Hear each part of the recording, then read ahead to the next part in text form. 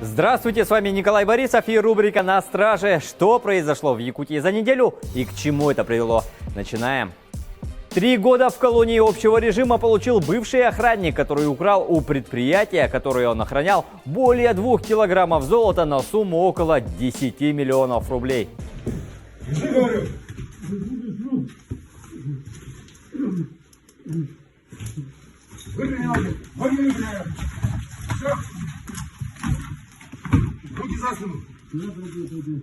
Следствием установлено, что злоумышленник, используя свое служебное положение, решил похитить добываемое природное золото. Он в течение нескольких дней отсыпал часть драгоценного металла из временно находившихся под его охраной промышленных контейнеров. Неочищенное золото фигурант прятал в служебном помещении.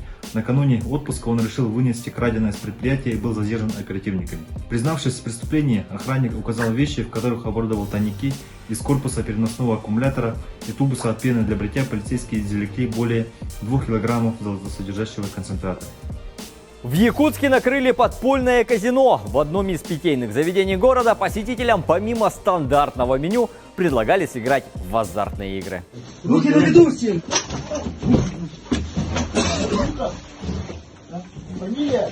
Согласно материалам уголовного дела, в период с сентября 2021 по март 2022 года несколько человек, действуя в составе организованной преступной группы, незаконно организовали и проводили азартные игры с использованием игрового оборудования, покерных столов, игральных фишек и карт в помещении одного из питейных заведений города Якутска. Между тем, согласно положениям Федерального закона о государственном регулировании деятельности по организации и проведению азартных игр и о внесении изменений в некоторые законодательные акты Российской Федерации, Республика Саха-Якутия не входит в число игорных зон. Оперативные мероприятия провели сотрудники ФСБ и МВД при силовой поддержке Росгвардии.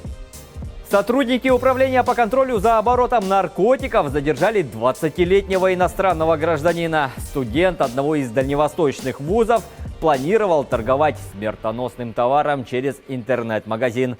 Общение с организаторами велось только на иностранном языке в одной из социальных сетей. При каких обстоятельствах был задержан? Сейчас, сегодня? Наркотик. Что делал с наркотиками? Выкладывал. Как это называется? Выкладывать. Закладки делал? Да. При личном досмотре подозреваемого в карманах его куртки и в рюкзаке, а также в оборудованном злоумышленником на улице Лермонтова тайнике, полицейскими обнаружено и изъято 50 приготовленных для сбыта свертков с запрещенными веществами.